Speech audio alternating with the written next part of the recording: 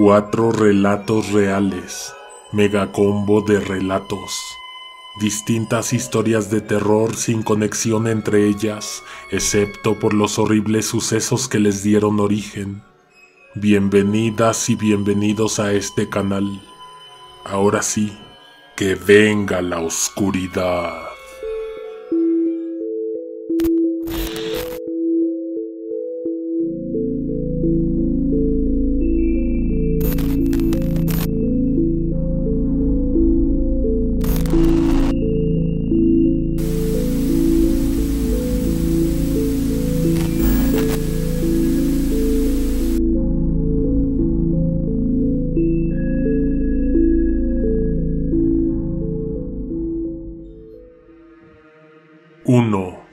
Misa de 11. Me llamo Julián. Desde los 6 y hasta los 16 años la abuela nos llevó a misa cada domingo.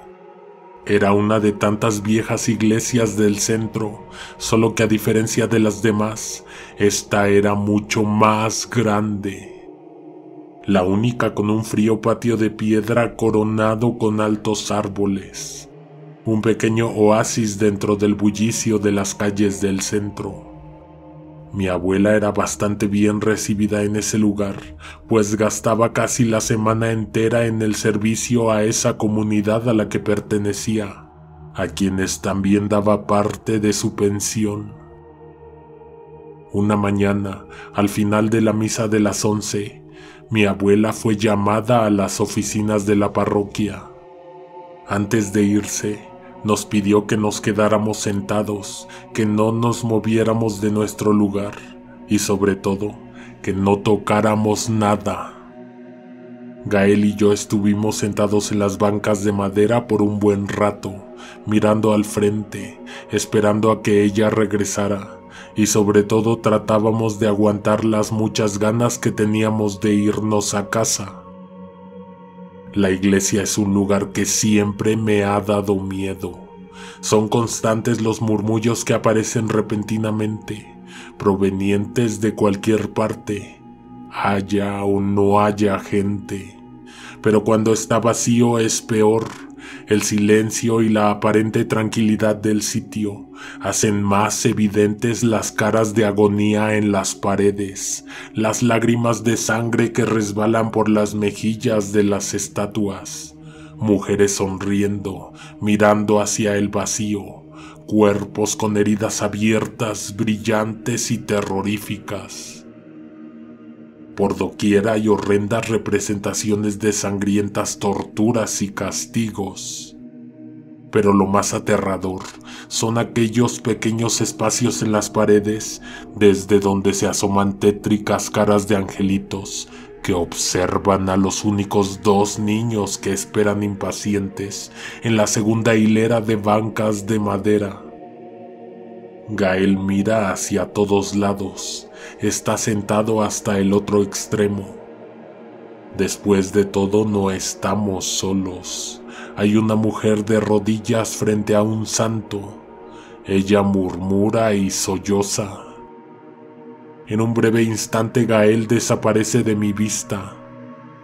Puedo escuchar la madera crujir cuando el niño abandona la banca. Y también oigo sus pasitos alejándose de la nave principal.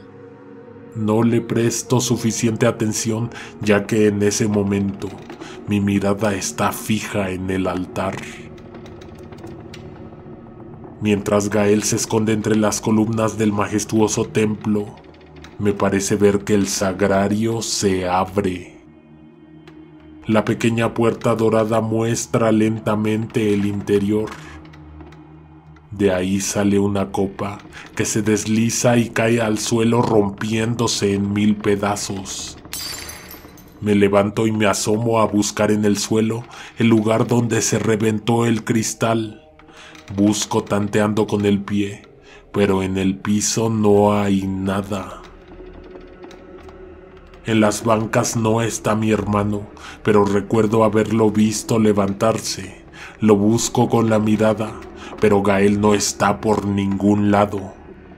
Podría haber salido, o podría estar escondido.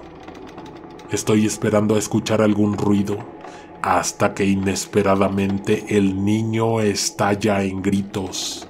En una iglesia los gritos se oyen distinto. El eco que producen las paredes hace difícil que pueda identificar de inmediato la ubicación del niño. Al final termino encontrando a mi hermano en un oscuro corredor que conduce a un patio solitario. Gael está recargado en la pared, cubriéndose el rostro mientras llora y grita. Lo tomo de los hombros cuidadosamente y buscando luz de día lo conduzco al final del pasillo. El niño tiene una mejilla enrojecida y está bastante hinchada. Gael dice que alguien le golpeó el rostro con la palma de la mano. Según él, un hombre adulto lo habría hecho. Decía estar seguro de lo que había visto y no dejaba de llorar hasta que llegó la abuela. Se veía molesta, seguramente se vio apresurada a terminar su charla. Los gritos de Gael se escuchaban en la calle. El padre de la iglesia nos acompañó a la salida. Nadie le preguntó al niño por qué lloraba. Seguro los adultos pensaban que estaba fastidiado y ya se quería ir a casa. Cuando llegamos al final del pasillo, caminamos entre un par de columnas y luego cerca de la pared de la nave. Gael ya iba un poco calmado, pero entonces volvió a gritar. Gritaba y señalaba hacia donde había unas cuantas estatuas. Decía que ese hombre, o más bien la estatua de en medio, era quien le había golpeado el rostro. El padre se detuvo, miró al niño. La abuela también miró al niño. Luego dirigieron su mirada hacia los altares de los santos que tenían de frente. Ahí había una estatua, la estatua de un hombre al que señalaba el niño. Esa estatua definitivamente no era un santo. Ni mi abuela ni el padre la habían visto antes. Por la tarde, un ayudante de la iglesia la sacó al patio y la rompió. Barrieron el polvo y los trozos de yeso que saltaron por todo el suelo. Al día siguiente abrieron un hoyo cerca del huerto y aventaron esos restos. Hasta este día, en la iglesia que está a unas calles de mi casa, nadie sabe quién metió esa estatua, ni quién la puso ahí, entre todos los santos.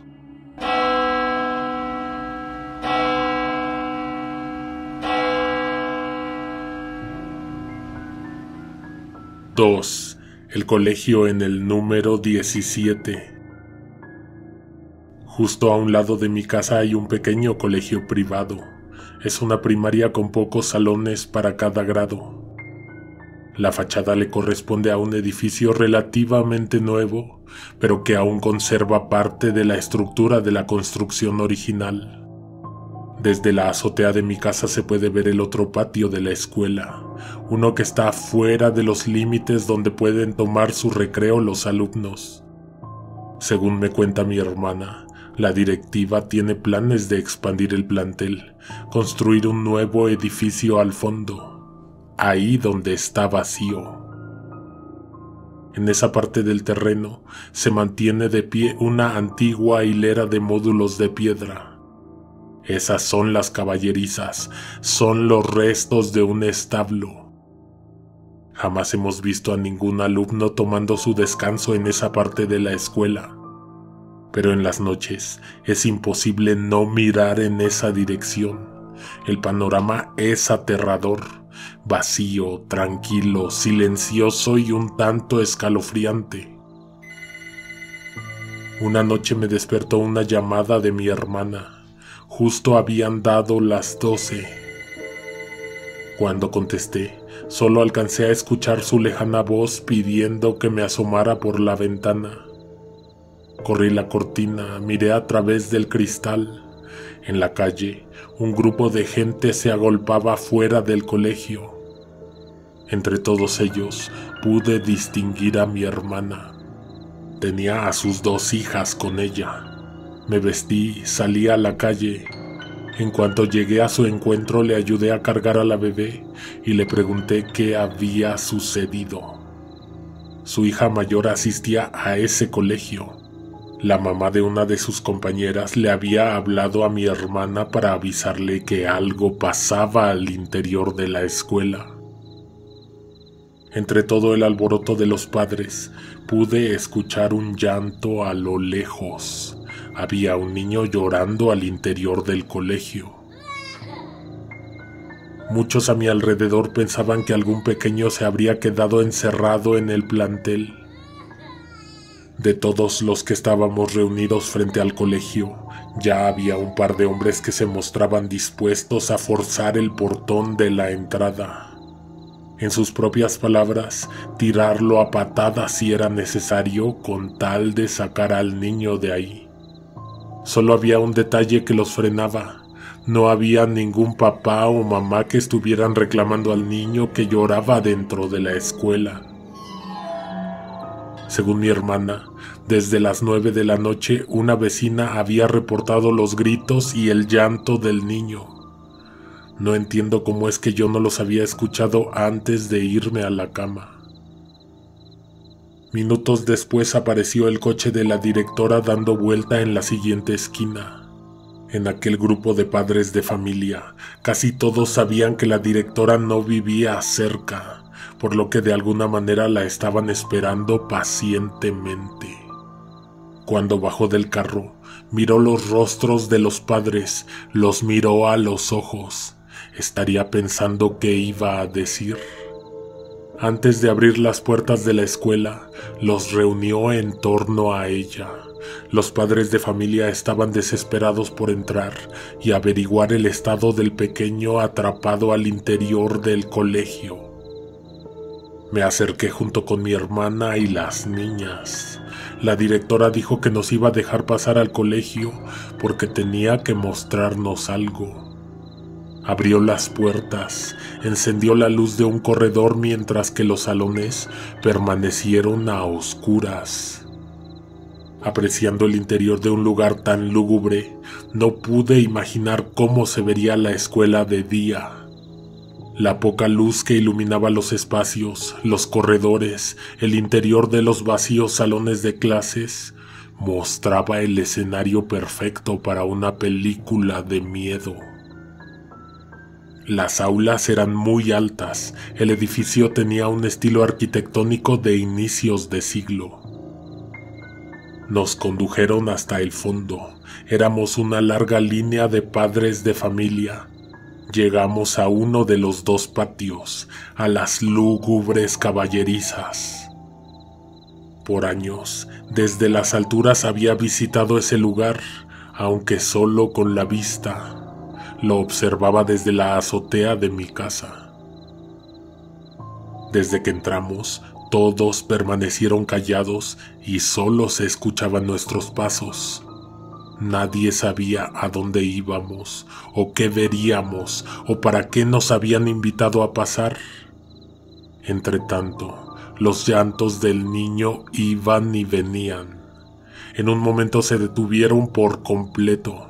La directora se había apartado de nosotros, subió unos escalones y desde un balcón encendió un potente reflector que iluminó todo el patio frente a nuestros ojos. La tierra a nuestros pies estaba húmeda, los altos árboles eran sacudidos por el aire y la luz que venía de arriba hacía resplandecer con una exagerada claridad hasta los rincones más recónditos de aquel patio. También mostró que ahí, al fondo, había un altar. En ese punto ya no se oía ningún niño por ningún lado. Pegados en la pared del altar había dibujos, hojas blancas de papel con trazos hechos con lápices de colores. Había viejos útiles escolares, insignificantes maquetas hechas con palitos de madera. La directora nos explicó que pusieron ese altar a petición de los alumnos de tercer grado, de los niños que tenían su salón más cerca del patio. Ellos decían que siempre escuchaban o veían en los límites de la escuela a un niño llorando, un pequeño escondido entre las ruinas, en lo que quedaba del establo. Las maestras lo habían visto, los empleados lo habían visto. La hija de mi hermana asentía con la cabeza a todo lo que decía la directora, pues ella misma estudiaba en esa escuela. No solo nadie dijo nada. Los que estaban más decididos a entrar a la fuerza al colegio eran los que se veían más confundidos. No había palabras para describir lo que todos sentíamos en conjunto. No fue una persona únicamente, fue todo un grupo de padres de familia y vecinos los que escuchamos los gritos, los que oímos a un niño sollozando. La directora se aseguró de encaminar a ese grupo de personas de vuelta a la salida. El reflector de luz se apagó y las penumbras volvieron a reinar en el colegio. Atravesamos de nuevo aquel frío corredor que daba a todas las aulas del primer grado. Ahí, frente a una puerta abierta y un salón vacío, la hija de mi hermana se detuvo. Se acercó a su madre y se estiró para decirle algo al oído a mi hermana. Entonces dijo que el niño se llamaba Pablo.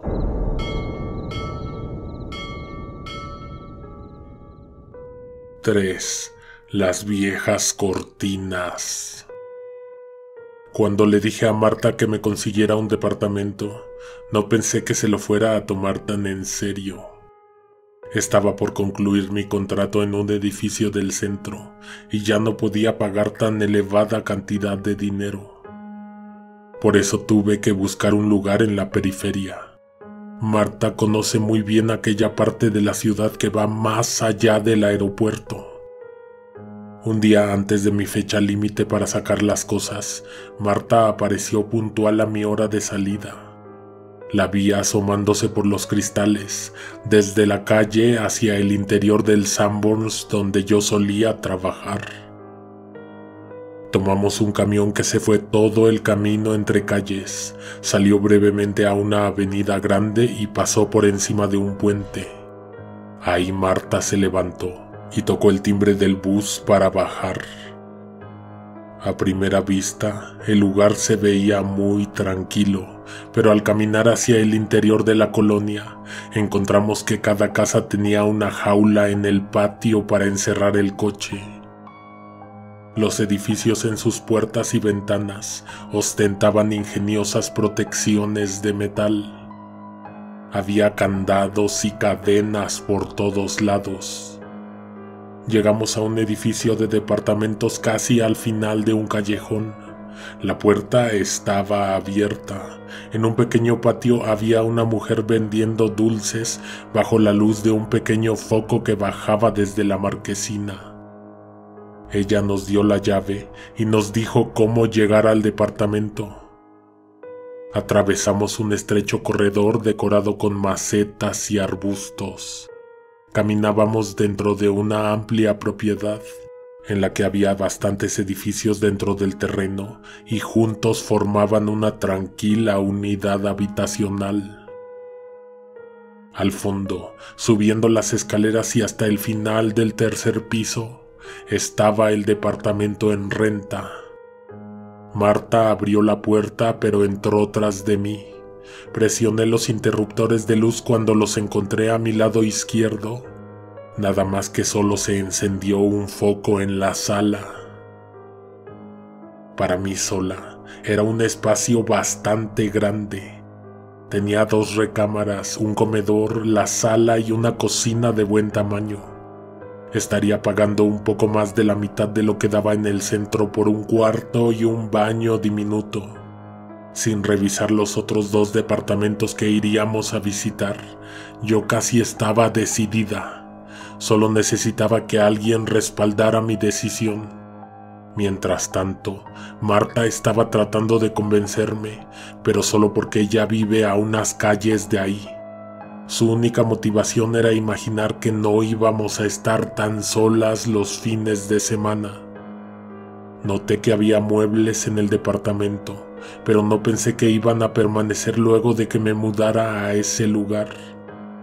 No encontré que dijera por ningún lado que era un departamento amueblado. Pensé que la familia que se iba eventualmente regresaría por ellos. Yo traía mis propios muebles, pero solo de una recámara. En la anterior vivienda no tenía espacio donde colocarlos, así que de alguna manera pensé que aquellos objetos viejos me servirían en lo que conseguía los propios. Realmente, esos muebles estaban bastante viejos. La suciedad había dejado marcas en ellos. Los sillones tenían profundas manchas, la madera de las patas de la mesa estaba astillada y las sillas estaban flojas y se balanceaban. Llegué con mis cosas un lunes, pero fue hasta el domingo que pude tomarme un tiempo para sacar las cosas de las cajas y acomodarlas en un nuevo lugar. Me decidí a poner una sábana amarilla sobre el sillón. Así, las manchas, la suciedad y el polvo acumulado quedarían cubiertos, y después de un rato podría sentarme sin sentir el sudor y la mugre tocar mi piel. Frente al sillón aún quedaba un espacio para poner una televisión. Pensé en hacer una lista de todas las cosas que tenía pendientes por comprar para terminar de amueblar, cuando menos lo necesario. La televisión no estaba dentro de mis planes, pero frente a mí había un par de cortinas viejas y esas sí tenía pensado cambiarlas. No solo estaban viejas, estaban desgarradas y sucias, parecían viejos trapos de cocina llenos de cochambre. El martes siguiente salí temprano del restaurante. Caminé unas calles hacia el Zócalo. En un almacén compré un par de cortinas nuevas. Eran color crema. Sería lo primero que llevaría para empezarle a dar un nuevo toque a mi espacio. Llegando a casa quité las cortinas viejas y las metí en una bolsa. Pensé en tirarlas a la basura, pero cuando se terminara el contrato, no planeaba dejar las que justo acababa de comprar. De las 2 recámaras en ese departamento, había escogido la más grande para hacerla mi habitación. En la otra apilé cajas con cosas que no sabía dónde colocar.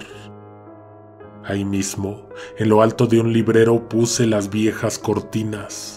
Saqué las nuevas de su empaque, las planché y las coloqué cubriendo la ventana. Principalmente daban privacidad a esa pieza, eran gruesas y no dejaban pasar la luz del exterior. Me fui a dormir, no sin antes cerrar bien la puerta, ponerle candados a las protecciones y fijarme que las ventanas estuvieran aseguradas. Al día siguiente, encontré la puerta de mi recámara abierta. Entraba un poco de luz desde la sala. Cuando salí de la habitación, encontré que las viejas cortinas nuevamente estaban colocadas sobre la ventana.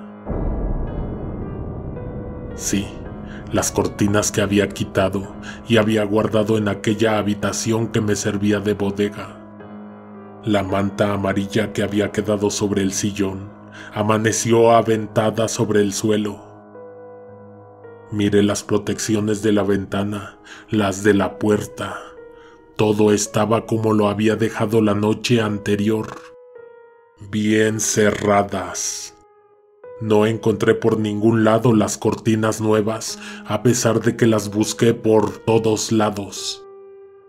Por la tarde revisé también el bote de la basura y encontré el empaque. Hasta ese punto, incluso había llegado a pensar que mi imaginación me estaba haciendo creer cosas y que ni siquiera había comprado cortinas nuevas. Pero ahí, en la basura, estaba la prueba. No duré ni 2 meses en ese departamento y cuando abandoné el lugar, encontré las cortinas nuevas, las que había comprado en el centro, dobladas y colocadas debajo del colchón de mi cama. 4. El armario. Aurora es una amiga de mis primas. La conocí en Navidad cuando vino de viaje a Colombia. Cuando llegó a la ciudad, me pidieron que fuera a recogerla. Su vuelo venía retrasado por varias horas y mis primas en ese momento estaban trabajando. Venía de la Ciudad de México. Nuestra ciudad no le parecía para nada extraña. De hecho, había venido varias veces antes y más o menos conocía por acá. Nos saludamos brevemente. Subió a mi coche y salimos del aeropuerto con dirección al centro. De camino me pidió que hiciéramos una parada rápida en un sitio que había estado esperando por conocer. En esta ocasión, me dijo, su viaje entero había sido planeado en torno a una consulta que tendría lugar a las 9 de la noche. Realmente no me preguntó si yo quería ir. Dio por hecho que tenía tiempo de acompañarla. Llegamos a un templo cuyo frente y costado izquierdo eran altos muros grises que daban hacia 2 calles que formaban una esquina. La fachada tenía letras inscritas en bajo relieve. Ahí se daban lecturas públicas y privadas. Las 9 de la noche era la hora de la cita. Ahí varias personas habían reservado un lugar para formar parte de una sesión grupal. Atravesamos la entrada a prisa. Ahí, una mujer enfundada en un uniforme oscuro solo se limitó a seguirnos con la mirada. En uno de los muros de la recepción había convocatorias e invitaciones para varios eventos dentro de aquel templo. Eran un par de asientos los que Aurora había reservado para la sesión de aquella noche. Uno para ella y uno para una de mis primas, la que se suponía que la iría a recoger al aeropuerto. Ya que ninguna de mis primas había podido llegar, Aurora me invitó a estar presente en la sesión. Me puso en la mano un pequeño boleto blanco marcado con un sello rojo. Sin explicarme o adelantar algún detalle de qué era lo que estaría a punto de presenciar, a las 8:55 de la noche, atravesamos las puertas de un auditorio y caminamos hacia el escenario. Ahí encontramos a un grupo de personas esperando la hora indicada, todos sentados en sillas en formación circular. La iluminación de aquel lugar era tenue. Nos sentamos en 2 de las 3 sillas que quedaban vacías en aquel círculo.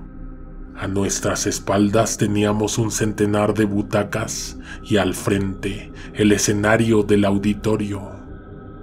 Los rostros de la gente a nuestro alrededor tenían algo en común. Todos miraban hacia el suelo. De hecho, también Aurora miraba hacia el suelo. En ese momento me empezaron a sudar las manos. No tenía idea de a dónde me había ido a meter. Pero parte de todo eso era mi culpa. No se me había ocurrido preguntar qué era ese lugar, a qué habíamos ido, qué nos iba a pasar esa noche. Lo primero que me vino a la mente fue una sesión espiritista, como en las películas. No estaba equivocada. La mujer que dirigiría la sesión ya estaba sentada en la última fila del auditorio. Miraba silenciosamente hacia el frente. Nadie había notado su presencia hasta que se levantó de la butaca. Detrás de cada uno de nosotros había una veladora y la mediadora las encendió pacientemente. Mientras, todos alrededor del círculo guardábamos silencio. Al terminar, tomó asiento y completó el círculo. Se presentó. El volumen de su voz era alto, resonaba en todo el auditorio. Imagino que alguien vigilaba la reunión y en ese momento bajaron la intensidad de las luces gradualmente hasta que se apagaron por completo. Bajo tal oscuridad, con la luz de las velas a nuestras espaldas, únicamente se veían siluetas y solo unas cuantas caras. Hasta ese momento no había pasado por mi mente la posibilidad de salir de ahí, de abandonar el auditorio y esperar a Aurora en la calle.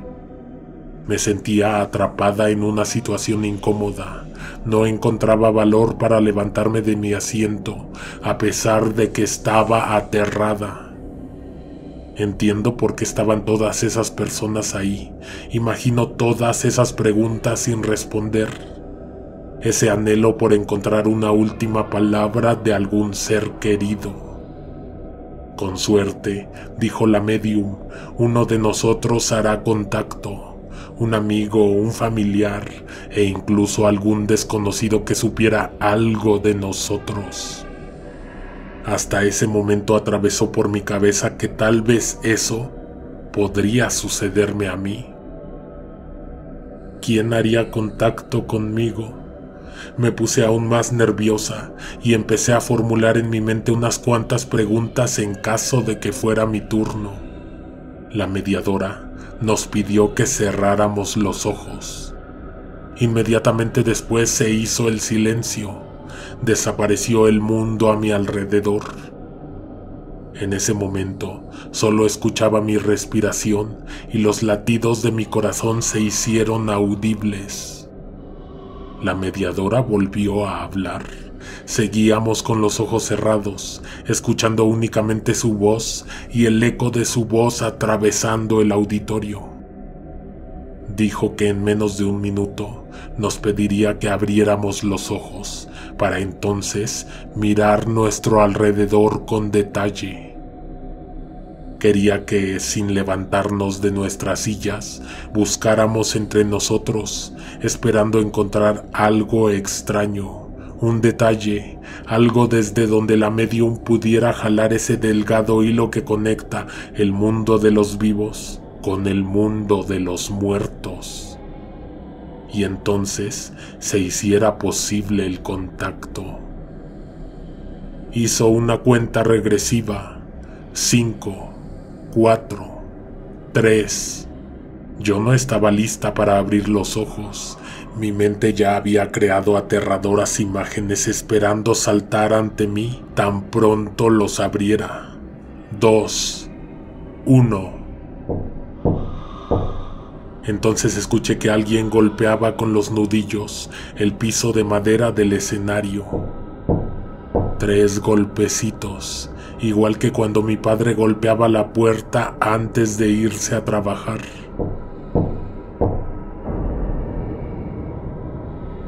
En ese momento sentí frío en el lado izquierdo de mi cuerpo. Se congelaron mis extremidades y antes de comenzar a desesperarme, me di cuenta de que no las podía mover. Se empezaron a apagar las luces de cada veladora a nuestras espaldas para que solo una quedara encendida. La que estaba detrás de un hombre mayor que apretaba con fuerza un pañuelo en sus manos. Lloraba. Al verlo, yo también quise echarme a llorar. Ahora había mucho menos luz y esa sensación de no estar solos se apoderó de mí. Un auditorio lleno a mis espaldas parecía estar observando aquella escena. De pronto, de reojo vi que alguien se puso de pie. No quería voltear, pero era Aurora, la chica con la que había llegado a ese lugar. Dio cortos pasos hacia el frente. Caminó hacia el centro y luego se acercó al señor que tenía a sus espaldas, aún encendida la luz de una veladora. 3 pasos antes, Aurora se detuvo.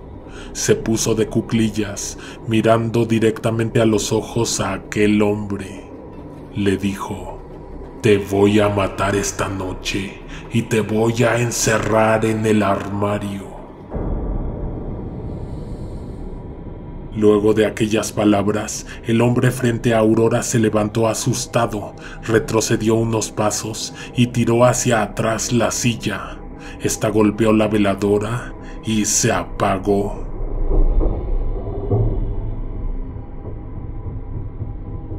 Se hizo oscuridad total.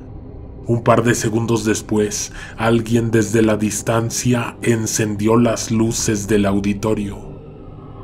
El hombre al que había confrontado a Aurora estaba tirado de rodillas, visiblemente alterado, llorando y llevándose las manos al estómago. Cuando encendieron las luces, también noté que Aurora ya no estaba a la vista. Tratando de no alterarme más, la busqué con la mirada al frente, a derecha e izquierda. Las demás personas se miraban entre sí, bastante confundidas. También miraban al hombre en el suelo, pero nadie trataba de ayudarlo a ponerse de pie o a levantar la silla. Todo parecía estar suspendido en el tiempo. La medium tenía cerrados los ojos, no hablaba, no se movía. De pronto, una voz tras de mí me tomó por sorpresa y me sobresaltó. Era Aurora. Probablemente fuese mi imaginación, seguramente me había sugestionado, pero no se me hizo familiar el tono de voz que salió de su boca. Evidentemente aquella reunión no había terminado aún, pero Aurora ya me estaba pidiendo que nos fuéramos. Sin decir nada, me levanté y ambas abandonamos el auditorio. La medium trató de impedir que nos retiráramos, pero Aurora ni siquiera volteó y no me quedó de otra más que disculparme antes de cruzar la salida. Subimos al coche. Aurora se fue callada todo el camino de vuelta. Llegamos antes de la medianoche a casa de mis primas. Se preguntaban dónde habíamos estado. No sabían o no recordaban que Aurora había hecho cita en ese templo. Me despedí y subí de nuevo a mi coche.